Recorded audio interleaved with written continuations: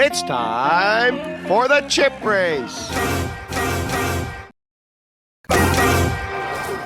For our strategy segment this week, we are delighted to welcome back to the show one of the best high rollers around. In a short but illustrious career to date, he has won high rollers in Monte Carlo, Prague and my hometown of Dublin. With over 6 million in live winnings and umpteen millions more on the online felt, he's known to take an unusual line from time to time. I suspect this may be one such hand. Charlie Carroll, thank you for popping back. Good to be back. Well, first of all, I know this hand comes from the one drop from the recent WSOPE, and I know it's maybe from level 3 in the tournament. You're already on a second bullet, having maybe fired your first one and got into what you call, I think, a gentleman's flip against a German. So maybe you could take it from there. Just to define, a gentleman's flip was just that we both had legit hands somehow. It's not usually the case. So yeah, this is the third level, maybe the fourth. I can't remember the exact details, but the blinds are, I think, 15k, 30k. It doesn't matter it doesn't matter too much how deep we were. But it goes Paul Newey, who is a regular, I want to call him a recreational player because he makes billions or millions or hundreds of millions, whatever he does, doing the finance thing that he does. But he's just good. He opens the low jack to 65k. He's quite a tight player. This super, I assume, super rich billionaire guy who had been joking around loads, been joking with me quite a lot, and had been speaking about being so infuriated that someone else, one of his friends, couldn't have been picked up from the airport sooner. He said something along the lines of, "Oh, I don't care about losing 100k, but this is annoying." He was a character. He 3-bets the button to 165k. He had been extremely loose, probably playing like 60 to 70% VPIP. Thank you, Leon, for setting up this tournament. He hadn't been 3-betting much, but I hadn't been on the table long enough to really get a good sample size on that. We looked down at ace king offsuit in the small blind. We're all playing around, I'm going to say 2.1 million, maybe a bit less. And we have a decision on what size we want to go to, whether we want to call or whether we want to 4-bet. Usually in this kind of situation, I would probably lean towards calling, mainly because I don't want to take such a high variance situation whilst I'm on what was the best table or second best table in the room. If I were on a table and it was all super sickos that I didn't have very good live reads on, then I might want to 4-bet this hand to either take a slightly higher chip EV line and also increase the variance, so I can, if I do bust, I can take a third bullet and try and get back in on a better table. That being said, with this specific scenario, with how loose this guy was, I thought calling would probably be letting his shitty hands like Jack 9 suited or Queen 7 suited or whatever he might be going crazy with. Realized a bit too much equity, and I thought it'd be better to isolate him, especially because I had quite a good read on him. At least I felt like I did. So I chose to 4-bet, and I chose a pretty small size, 425k from 165. Standard would usually be maybe somewhere along the lines of 470 to 500k, depending on how deep you are and other factors to do with your assumptions of his range. But I chose this size because I really didn't want him to fold that much at all, because I felt like my hand dominated his range so strongly, and I had such good reads post flop that I almost felt like it was bad for him to fold to the 4-bet. And definitely the hands that I dominate. So if you happen to have like ace 10 suited, a hand like that, I really don't want that to fold. That isn't always the case, but I feel like if you have good live reads on someone, that very often can be the case. So, Dara, what do you think of that so far? Yeah, that all sounds really spot on for me. There's a couple of really great points in there. The first one is we're not just thinking in terms of what the standard plays or the most chippy EV play is. We're actually taking other factors into account, like softness of table and so on. And I think that's very important. most of the tournaments that I play are sort of like mass field, fairly soft tournaments, and I always try to take a fairly low variance approach so that I can sort of maximize my edge in that. But I did once find myself in a tournament, the first WSOP that I played, where the field was pretty sick, and within 10 minutes of sitting down, I just thought, I've made a horrible mistake. Even regging this tournament. So I basically flipped my strategy completely and just ramped the variance right up. And I actually ended up coming ninth. So over a sample size of 1, it was a very good decision. It was a really good decision. But yeah, that sounds like a really smart adjustment. I think. Yeah. So that's one thing I like. The other thing I like is like when you were up against a player who's making sort of like who has a bad overall strategy, which in this case, the guy who 3-bet is playing, seems to be playing far too wide. We have to think not just in terms of like, oh, well, they're playing bad, but we also have to think in terms of like, well, how do I actually punish that mistake? And I think a lot of people just end up playing a lot of hands against those types of players, but they're not actually punishing the mistake because they're allowing them to really realize their equity with all their garbage. So that's why I think even though it's almost like you've got an angel on one side saying, keep the variance down, so maybe just call, but on the other side you have the devil going, yeah, but this guy is playing bad, and the way we punish that is with the 4-bet. So we have to sort of balance these things up, and I think in this case I very much like the decision to 4-bet.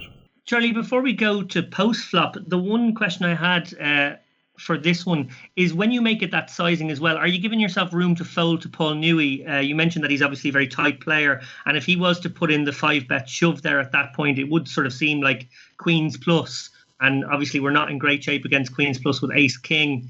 What was your thinking there? Yeah, I'm sure Paul won't mind me saying this, but if you're putting Queens in Paul's get-in range, then you haven't played with Paul enough. Yeah, I would be snap folding to any action from Paul, if any raises from Paul, and pretending I was bluffing would be the play, I think. And so moving on to the flop then, Charlie, obviously, as you said, you set the price because you felt your opponent would almost have to call. He does call, and then you're out of position in what is quite a big hand now already. Yeah, it's pretty huge considering the stage of the tournament already, and against a very high volatile player. It was an exciting flop. Actually, a very unexciting actual flop. The flop was 6 deuce deuce 2 clubs. We do not have a club in our hands, and we are faced with a decision about whether to check or bet, and if we bet, what size. I really like in these situations going very heavily exploitative, not just against recreational players. With this is actually a situation I'll go quite exploitative against very good players, not going to say how, but against this specific player, I felt like because he was so sticky, and I felt like he was quite a very like confident and chatty person, but also didn't like to be pushed around, and had reacted quite not annoyingly. He was a very good sport, but definitely there was a bit of ego there when I'd been 3-betting and ISOing him quite wide.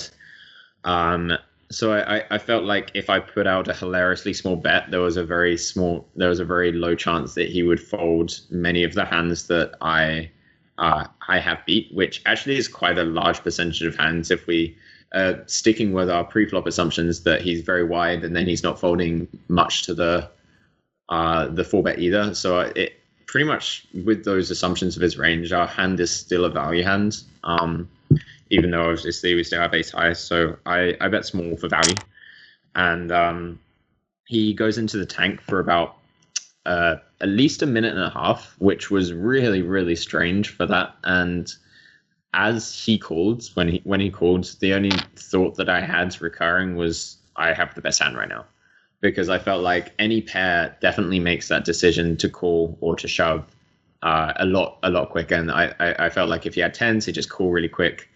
And if he were going to tank, there might be a small chance he raised, but I really didn't think that any kind of pair would tank call. And even if he were trapping, I think it'd just be almost kind of douchey. And he didn't seem like the kind of person to trap for a minute and a half with aces or anything like that. So 6 deuce. The turn's an offsuit 5, and we check. The reason for checking here is I felt like if we have the best hands, it's that there's two types of hands that I thought he could have in this situation, and it's a lot easier to say this confidently in hindsight, but these are the kind of thoughts that I was having with less certainty at the time. I thought that he could either have some kind of float, so some kind of just like random Jack-9 suited with a backdoor, without a backdoor. I didn't think flush draws would play it that way. I thought they would just probably raise or call quicker. Or he could have some kind of ace-high hand that he thinks, or king-high hand, which he thinks might be the best hand. The ace and king-high hands, obviously we dominate, so I didn't think it was too bad for it potentially to go check because he only has 3 outs. And for the float hands, we want to give them a chance to float and do their thing.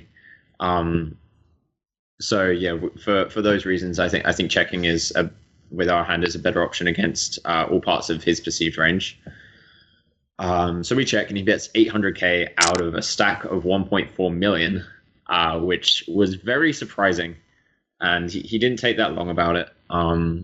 It really didn't feel that good. I felt like if someone were floating, they would probably go for maybe like a 550, because people would tend to be a bit more conservative about their stacks. So all the assumptions that I'd been making up to that point is that I had the best hand. But after he bet that size, I was like, oh crap, I'm gonna have to really heavily question these assumptions.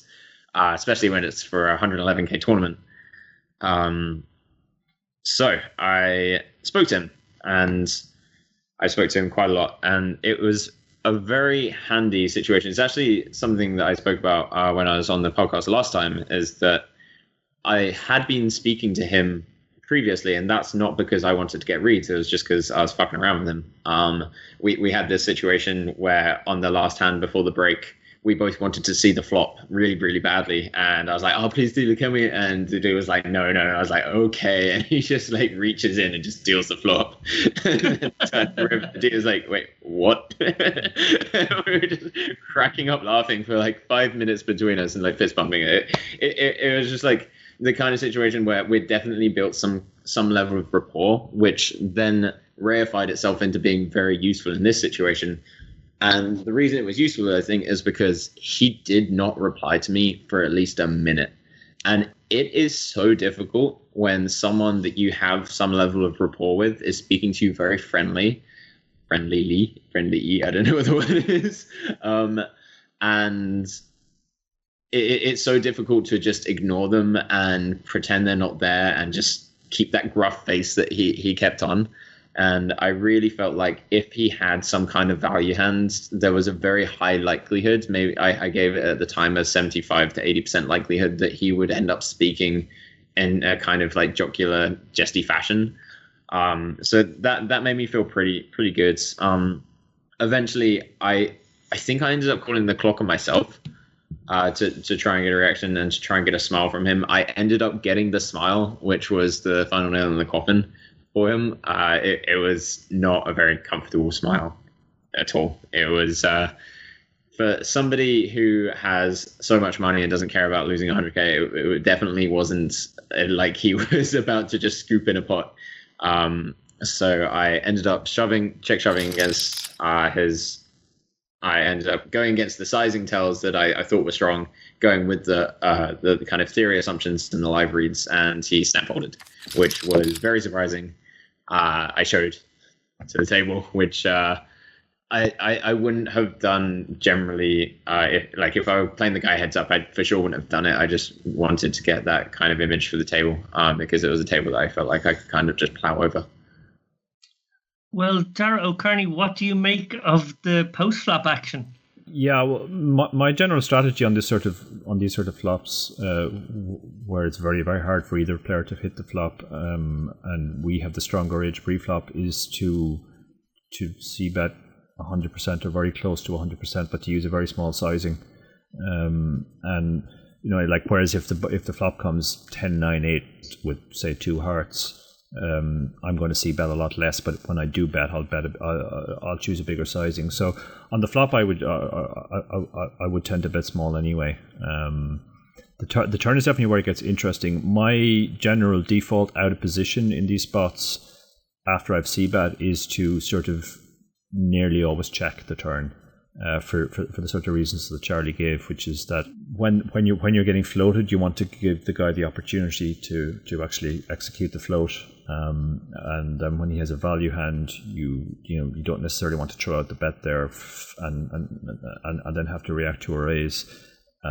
So I think just in terms of overall balance, it's not necessarily the most GTO strategy, but it's the most easily implementable strategy in the sense that.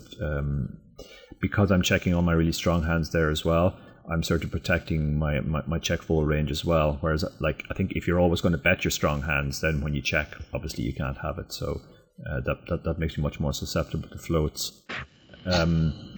I think Charlie. I guess the key to the hand is just how Charlie used all of the other information that you can get live, which you could never get online, for example, to sort of make a decision as to which of those two things were true. Does the guy have a value hand, or is he floating?